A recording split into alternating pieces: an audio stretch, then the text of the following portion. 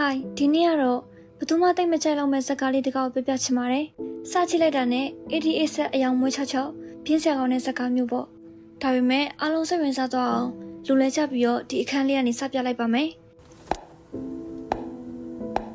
Come on, what is that? ။ပေါ်ရန်ကြည့်လိုက်ရင်တော့မျက်နှာပြောင်နေတဲ့ကောင်မလေးကိုရီစားဖြစ်သူကဆက်ရှုပ်နေတဲ့ပုံလို့ထင်ကြမှာပါ။တကယ်တော့ဘီလီယာကောင်မလေးကိုပြမေးဆွဲလာပြီးတော့သူ့ရီစားအဖြစ်ဟန်ဆောင်ခိုင်းထားတာ။အခုကျဒီကောင်မလေးကကြာလေး over acting နေဖြစ်လာတော့ဘီလီယာတကယ်မှဆက်ရှုပ်နေရပြီ။ဒီနေ့ကဘီလီထောင်းထွက်တဲ့နေ့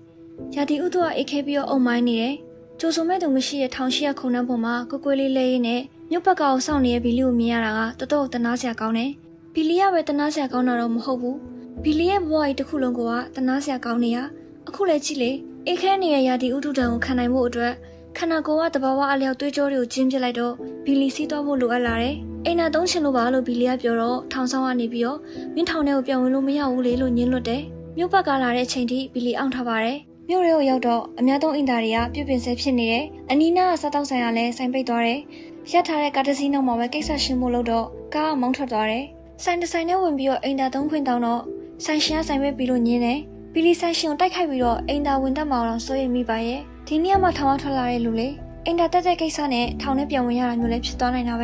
တော်သေးလို့ဘီလီကဘာမှမလုပ်ပဲနဲ့ဆိုင်ပေးနာအမျိုးသမီးအကတင်တန်းချောင်းထဲကိုဝင်ပြီးတော့ကိစ္စရှင်းဖို့လုပ်တယ်တွားလက်ထဲမှာဘေးချင်းကက်ရဲ့လူကသူ့ဘက်ကိုချောင်းကြည့်တော့ဘီလီဆဲဆိုပြီးပြန်ထွက်လာတယ်ဘီလီကတော်တော်နားလေရခတ်တဲ့လူပဲဒီလောက်ခက်ခဲရှာထားရတဲ့အိမ်တာကိုမတက်ပဲနဲ့ပြန်ထွက်လာတယ်ဒါပေမဲ့ဒီဆက်လမ်းမှာဘီလီကပဲနားလေရခတ်တာမဟုတ်ပါဘူးဘီလီရဲ့အမေကလည်းနားလေရခတ်တာပဲဘီလီရဲ့ဖေကလည်းနားလေရခတ်တာပဲနောက်ဆုံးဘီလီပြန်မေးဆွဲလာပြီးတော့မိမအဖြစ်တရုပ်ဆောင်ခိုင်းထားတဲ့ကောင်မလေးကလည်းပိုတော်နားလေရခတ်သေးတယ်ဘီလီထောင်ကျသွားတာ9နှစ်ကြာသွားပြီမဲ့ဘီလီမိဘတွေမသိဘူးပြောရရင်ဘီလီဆိုတဲ့တားတယောက်ရှိမှန်းကိုတော့သူတို့မင်းနေကြဝန်ပေါ်ပြီ Hello, Ma. Billy, your son! ဘီလီကိုရိုင်းကလည်းပါဆက်တဲ့ရှိသမျှအလိမ်ညာတွေနဲ့ပြောချင်တာတွေပြောနေရပဲအခုမှလေရင်ကြီးစီးပြီးတော့နိုင်ငံခြားကနေပြန်လာရဲဆိုတာရဲ့ဟိုတယ်အကောင့်စားကြီးထဲမှာတဲနေရဲဆိုတာရဲ့မိမဖြစ်သူကနေမကောင်းလို့သူတယောက်တည်းပဲအိမ်ပြန်လာခဲ့တော့မယ်ဆိုတာရဲ့ဘီလီအမေကဘီလီပြနေတာတွေကိုလုံးဝနားမထောင်မနဲ့ဘီလီရဲ့မိမကအတင်းခေါ်လာဖို့ပြောနေတာတွေကတယောက်တစ်ပေါက်နဲ့ကြားရတာတော်တော်စိတ်မချမ်းသာစရာကောင်းပါတယ်နောက်တော့ဘီလီပဲတော်ထထနဲ့ခေါ်လာခဲ့မယ်လို့ပြောပြီးတော့ဖုန်းကိုချလိုက်ရတယ်ခုနကဖုန်းပြောဖို့အတွက်ပတ်စံချီပေးတဲ့ကောင်မလေးကိုပဲအတင်းကျပ်ဆွဲခေါ်လာပြီးတော့ဘီလီကားထဲကိုထည့်လိုက်တယ်ကားကဘီလီမိဘရဲ့ကားခက်တာကဘီလီကအော်တိုပဲမောင်းတက်တဲ့ကောင်ငါကသူ့ဟာသူခီယာထိုးတဲ့စိန်ခံကားတွေပဲမောင်းတက်တာလို့အရှက်ပြီးပြောပြီးတော့ဘီလီကကောင်မလေးကိုမောင်းခိုင်းတယ်ကောင်မလေးကတကယ်နားလေရခက်တယ်အော်ဟေးအကူကြီးတောင်းဖို့အခွင့်ရပါလက်နဲ့ဘီလီပြောတဲ့မြောက်ပဲလိုက်လုပ်တယ်လမ်းဘေးတနေရာကိုရောက်တော့အပေါ်သွားချင်လာတဲ့ဘီလီကကားကိုရက်ခိုင်းတယ်ထွက်ပြေးရင်ငါနဲ့အတွေ့ပဲလို့ချင်းချောက်ပြီးတော့ကားပေါ်ကဆင်းသွားပေမဲ့ကောင်မလေးကလုံးဝထွက်မပြေးဘူးဘီလီကိုလက်ကြည့်နေလို့ဘီလီကငါ့ကိုမကြည့်နေလို့တော့ပြန်အောင်နေရတယ်သူကိစ္စရှင်းပြရနဲ့ဘီလီကတော်တော်ပေါ်ပါသွားပုံရပါတယ်မျက်နှာပေါ်ကမကြည်လင်မှုတွေဒေါသတွေပြောတော့ပုံကတကယ်ကိုပြပြနဲ့တရုပ်ဆောင်ချက်တွေပါပဲဘီလီကသူခုနကချင်းချင်းတန်းတန်းလုံးမိရတဲ့အတွက်တောင်းပန်တော့ကောင်မလေးကပြုံးသွားတယ်တကယ်လဲနားလေရခက်တဲ့ကောင်မလေးဘီလီယာတို့ကိုစပြီးတော့ဆွဲခေါ်လာကြတဲ့ကအခုဒီကြောက်ရွံ့တဲ့ပုံစံမုန်းတီးတဲ့ပုံစံမပြခဲ့ဘူးဘီလီကိုခယူးနာတက်တဲ့မျက်ဝန်းနေဘာလို့များသူတို့လုံနေရတာဗာလဲဆိုတဲ့နားမလဲတဲ့အချီတွေပဲရှိနေခဲ့တယ်ဘီလီယာသူကဒီနေ့မှထောင်ထွက်လာတယ်ဆိုတဲ့အကြောင်းရဲ့မိဘတွေကတော့သူမိမရပြီးတော့တခြားမျိုးမှာအလုံးလုံးနေရလို့ပဲတည်ထားတာကြောင့်မို့လို့ဒီနေ့သူ့မိမအဖြစ်လိုက်ပြီးတော့ဟန်ဆောင်ပေးဖို့အကြောင်းပြောတော့ကောင်မလေးကလက်ခံတယ်ကောင်မလေးကသူ့နာမည်ကလိုက်လာလို့ခေါ်ပါတယ်လို့ပြောတော့ဘီလီယာနာမည်မလောက်ဘူးလို့ပြောပြီးတော့ဝင်တီဘော်ဆန်လို့နာမည်ပြောင်းခိုင်းတယ်ဘီလီတလန်းလုံးတတွတ်မှလာတာတွေကသူ့မိဘတွေရှင်းမှာသူ့ကိုသိချစ်တဲ့အကြောင်းသူကဘလောက်ထိအားကိုးရတဲ့အကြောင်းတရုပ်ဆောင်ရမယ်သူ့ကိုတိတ်ခါကြအောင်လုပ်ရင်အရှက်ရအောင်လုပ်ရင်တော့အသေးပဲတဲ့ကောင်မလေးကတိတ်ကိုစကားနားထောင်တယ်ကောင်းအောင်လည်းတွတ်နဲ့ညိတ်နေဘီလီရဲ့မိဘတွေရှေ့ရောက်မှတခုခုမှပညာပြပြီးတော့ဘီလီကိုဒုက္ခရအောင်လုံးမလို့များလားလို့ကြည့်ရှုသူတယောက်အနေနဲ့စိတ်ပူမိပေမဲ့လိုင်လာကတကယ်ကိုမေတ္တာရှင်မလေးအချင်နာတရားပြေဝသူလေဘီလီကသာသူ့အိမ်နဲ့သူမဝင်ရအောင်တုံဆိုင်နေတယ်ခြောက်ချားနေတယ်လိုက်လာကိုဖတ်ထားပေးပါလားလို့ပြောပြီးတော့ချက်ချင်းပဲမဖတ်နိုင်လို့ပြန်អော်တယ်။9နှစ်ကြာမှပြန်တွေ့ရတဲ့ဘီလီတို့မိသားစုစကားဝိုင်းကနှွေးထွေးမှုလုံးဝမရှိဘဲနဲ့အသက်ရှူချက်စရာကောင်းနေတယ်။အပေါ်ရန်ကြည့်လိုက်ရင်တော့ဘီလီအမေကဘီလီကိုဖြော်ရည်တောက်မလားချောကလက်စားမလားလို့ဂယူးတဆိုင်မင်းနေပုံရှိပေမဲ့အားလုံးကဘီလီနဲ့မတည့်တဲ့ဟာတွေကြီးပဲ။ဘီလီကလည်းဒေါရထွတ်ထွတ်နဲ့ဘယ်တော့တဲ့လို့လဲလို့អော်တော့ဘီလီအမေကလည်းတားနဲ့တဲ့ပါလေလို့အတင်းပြောတယ်။ဘီလီအဖေကတော့တားမင်းညောက်ကိုစိတ်ပြက်လွန်လို့တစ်ဖက်ကိုပဲမျက်နှာလဲနေတယ်။လိုင်လာကသူ့ကိုယ်သူဝင်ဒီပါလို့မိတ်ဆက်ပေးပြီးတော့ဘီလီရဲ့ငယ်ဘွားအကြောင်းကိုရောက်တဲ့ရမေးတယ်။ အဲ့ဒီမှာရင်ဘီလီရဲ့ငယ်ဘွားမှတ်ညံတွေကတစ်ခုပြီးတစ်ခုပေါ်ထွက်လာတယ်အားလုံးကတော့မြတ်တာငက်ခဲ့တဲ့မှတ်ညံတွေကြီးပါပဲ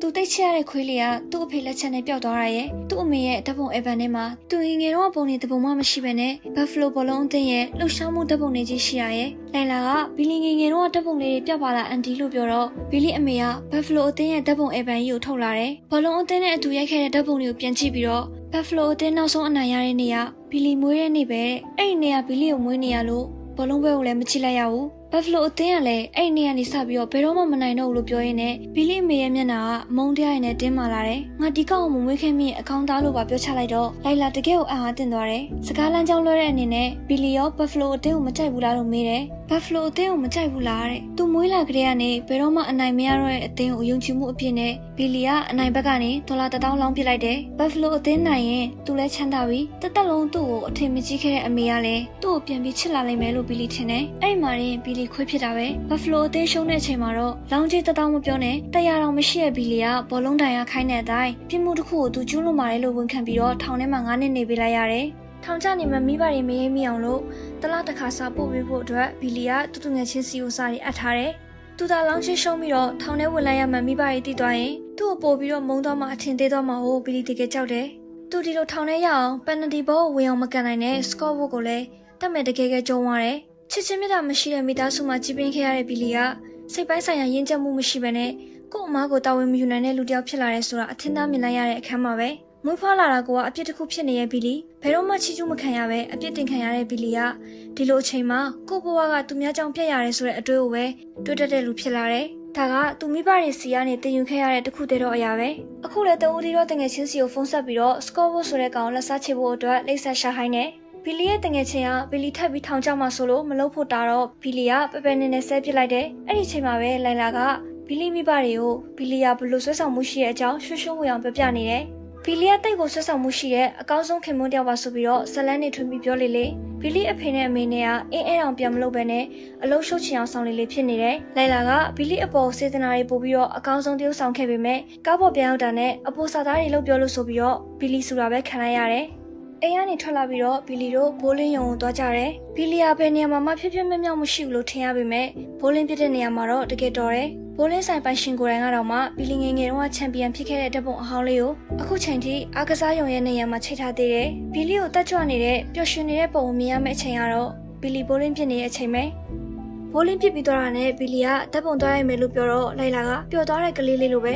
ကျမနဲ့သူတို့တပ်ပုံရဲ့ချင်လို့လားလို့ဝန်တာအားရမေးမိရဲ့ဘီလီကမိဘရဲ့စီမတော်ဖြစ်တော့ရင်တနေ့တစ်ခါပို့ပေးဖို့လို့ပြောပြီးတော့တပ်ပုံထဲမှာသူတို့နှစ်ယောက်ကတယောက်ကိုတယောက်တိုက်ကိုသဘောကျတဲ့ပုံစံပေါအောင်လို့နေရမယ်လို့လိုက်လာကိုတတိပေးတယ်လိုက်လာရှုခနဲ့ပေါကိုကောက်နှမ်းလိုက်တော့အဲ့ဒီမှာဘီလီပောက်ကွဲတော့တာပဲငါတို့နှစ်ယောက်ကတယောက်ကိုတယောက်ချစ်ကြပေမဲ့တယောက်ရဲ့အသားကိုတော့တယောက်မထိကြဘူးလို့ပြောတော့လိုက်လာလဲတော်တော်ဆွန့်ရသွားတယ်တော်တော်ကိုပေါင်းခတ်တဲ့ပြန်မိဆွဲသမားပါပဲ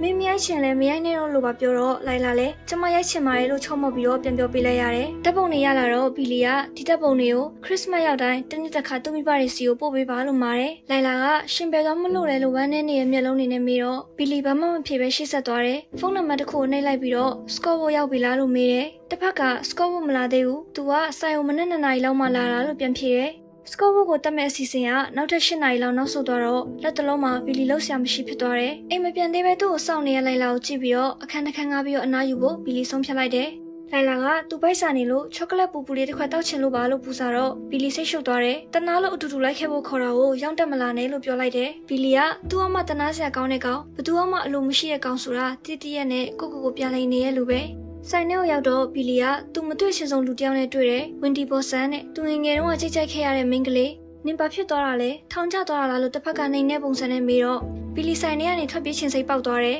လိုက်လာကထောင်ကျသွားတာဟုတ်တယ်ဒါပေမဲ့သူမတရားခံရတာပါလို့ဝင်ဖြေတယ်ဘီလီကပြန်ရအောင်လို့အတင်းပြောတော့လိုက်လာကအလဲတန်းတော့ခိုးချိုက်ခဲ့တဲ့ကောင်မလေးနဲ့ဆုံလို့ဒီလိုထွက်ပြေးတာလားလို့ရွှေ့ပြီးတော့မေးတယ်ငါနာမည်ကလည်းဘာလို့ဝင်ဒီဘော်ဆန်ပဲဖြစ်နေရလဲလို့ပြဿနာရှာတော့ဘီလီက They're evil.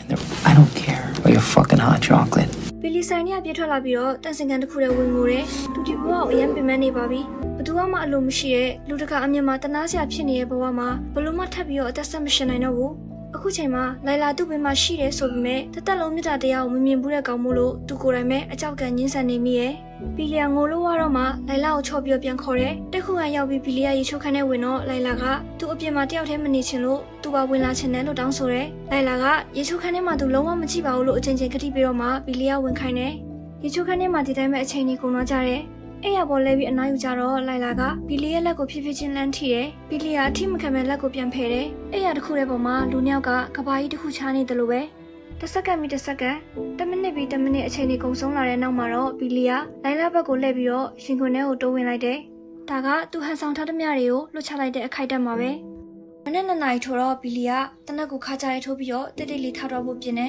။လိုက်လာနိုးလာပြီးတော့ဘယ်တော့မလို့လဲမေးတော့ဘီလီယာကော်ဖီတောက်ရုံမဲလို့ပြန်ဖြေတယ်။ဒီတော့လိုက်လာကချောကလက်ပူပူလေးတစ်ခွက်ဝယ်ခဲ့ပေးပါလို့မှာတယ်။ဘီလီတော့ခါနေမှာတော့ရှင်ပြန်လာမယ်လို့ကျမကတိပေးထားတာမမေ့နဲ့နော်လို့မှာလိုက်သေးတယ်။ဘီလီယာစကော့ဝတ်ဆိုင်နဲ့မဝင်ခင်မှာသူ့တငယ်ချင်းစီကိုဖုန်းဆက်ပြီးတော့ဟိုးရင်တော့ဆက်ခဲ့မိရတဲ့အတွက်တောင်းပန်တယ်။သူအရန်သဘောကျရတဲ့ဘိုးလင်းဘောလုံးကြီးကိုလည်းယူလိုက်တော့တဲ့။တေခါနီးလူတယောက်လိုမျိုးဘီလီယာနှုတ်ဆက်စကားပြောနေတော့ဘီလီတငယ်ချင်းကမင်းမဟုတ်တာရှောက်မလို့နဲ့နော်လို့တားတယ်။ဘီလီယာဖုန်းကိုချပြီးတော့ဆိုင်ထဲကိုဝင်တယ်။မိမနှစ်ယောက်ရဲ့အလယ်မှာထိုင်ပြီးတော့မူးယူပျော်ပါနေတဲ့စကော့ဝတ်ရဲ့ခေါင်းထဲကိုကြည့်တောင်းသူ့ခေါင်းနဲ့သူကြည့်တောင်းထည့်လိုက်တယ်။နှစ်ယောက်လုံးသွေးရည်နဲ့ကိုလဲကျသွားတဲ့ပုံရိပ်တွေနောက်မှာတော့တိတ်ဆုံးသွားတဲ့သားဖြစ်သူအတွက်ဝမ်းနည်းမှုတစ်စက်မှဖြစ်မနေတဲ့မိဘနှစ်ပါးရဲ့ပုံရိပ်ကိုဘီလီမြင်အောင်လာတယ်။ဘီလီချက်ချင်းပဲဆိုင်ထဲကပြန်ထွက်လာပြီးတော့တနက်ကိုလွတ်ပစ်လိုက်တယ်။တကယ်တော့သူထောင်ချတာကစကော့ဝတ်နဲ့မဆိုင်ဘူးဆိုတာဘီလီမြင်လာတယ်။အညိုအသေးတွေကိုလွတ်ချပြီးတဲ့နောက်မှာတော့ဘီလီကတက်ချော့ပေါ့ပါနေတဲ့ပုံစံနဲ့သူ့တငယ်ချင်းစီကိုဖုန်းပြန်ဆက်တယ်။ခုနကပြောထားတာတွေအကုန်လုံးမေးလိုက်တော့တဲ့။အခုသူ့မှာတိတ်ရှရတဲ့ကောင်မလေးတယောက်ရှိနေပြီးတော့ကောင်မလေးကတိတ်ကိုလာတိတ်ကိုချင်တာတတ်တဲ့အပြင်သူ့ကိုလည်းတိတ်ချစ်တယ်လို့ထည့်ကြွားတယ်။သူပြန်လာမှမို့လို့သူ့ပစ္စည်းတွေနဲ့ဝဝေးသားနေလို့တတိပေးပြီးတော့ဘီလီဖုန်းကိုချတယ်။လိုက်လာစီကိုပြန်တဲ့အပြန်လမ်းမှာတော့ဘီလီကချောကလက်ပူပူလေးတစ်ခွက်ဝင်ဝယ်တယ်။လိုက်လာမမလိုက်ပါပဲနဲ့အသေးပုံစံကူကီလေးတစ်ခုပါဝယ်သေးတယ်။ဆိုင်မှာထိုင်နေတဲ့လူတယောက်ကိုခမည်းမကောင်မလေးရှိလာလို့မေးပြီးတော့သူ့ကောင်မလေးအတွက်ပါကူကီတစ်ခုလက်ဆောင်ထည့်ပေးလိုက်သေးတယ်။ချစ်ချင်းမြတ်တာဆိုတဲ့အရာကိုဘီလီခန်းစားသိရှိပြီးတော့လက်ခံလိုက်တဲ့အချိန်မှာတော့ဘီလီကတလောကလုံးနဲ့ငင်းချင်ရသွားပါတယ်။ဘယ်တော့မှမပေါ့ပါခဲ့ဘူးတဲ့ခြေလမ်းတွေကအပြန်လမ်းမှာတော့တွက်လက်နေခဲ့တယ်။ဒီကဘာမှာသူ့ကိုစောင့်ကြိုနေသေးတဲ့လူတယောက်ရှိရဲဆိုတာဘီလီတအားသိနေလို့ပါပဲ။ဆလန်လေးကဒီမာပြီးဆုံးသွားပါတယ်။ Buffalo 66 movie ကမင်တာဗင်ဆင်ကယ်လိုကိုရိုက်ကူတရုပ်ဆောင်ထားတဲ့ရုပ်ရှင်မှာနာမည်မကြီးဟစ်မဖြစ်ပေမဲ့ mainstream movie တွေထက်တော့ပိုပြီးတော့လက်တွေ့ဆန်တဲ့လူနေမှုဘဝတွေအပြစ်အနာစာတွေပါဝင်တဲ့ဇက်ကောင်စရိုက်တွေဘယ်ဈေးကွက်စီးပွားရေးစနစ်ကိုမှလိုက်နာစရာမလိုတဲ့အမှုပညာဖန်တီးမှုတွေက indie movie တွေကိုယူသွတ်တဲ့လူအနည်းစုတော့ကတော့ရွှေပါပဲတိခန့်ဆက်ရှင်နိုင်စွာအပြည့်နဲ့ရုပ်တိမရှိလောက်အောင်ဘီလီအပေါ်မှာအကောင်းမြင်နိုင်လို့နဲ့လိုက်လာလူတစ်ယောက်ကိုငရဲရနေချစ်ချင်းမြတ်တာနဲ့ပြန်ထွက်ဖို့ဆွဲခေါ်ခဲ့တဲ့လိုက်လာဒီဇက်ကောင်ကဒီဇက်လန်းပြီးရင်တော့တစုံတစ်ယောက်ကယူသွတ်ပြီးကြံခဲ့ရမယ့်ဇက်ကောင်ပါပဲအဲ့ဒါအပြင်မိဘတွေရဲ့လွမ်းမာတဲ့ပြုစုပြောထောင်မှုကလူတယောက်ရဲ့ဘဝကိုဘယ်လောက်တောင်ဖျက်ဆီးပြနိုင်လဲဆိုတဲ့ message ကိုမြင်ဘူးနေကြစကားတွေလိုမျိုးအတုံးလိုက်တက်လိုက် highlight လုပ်ထားတာမျိုးမပါဘဲနဲ့တိတ်တဆိတ်ရင်ထဲကိုထည့်သွားတဲ့စကားမျိုးမို့ဖြစ်နိုင်ရင်တော့အလုံးကိုကြည့်ဖြစ်အောင်ကြည့်စေချင်ပါတယ်ဒီနေ့အတွက်ကတော့ဒီလောက်ပါပဲ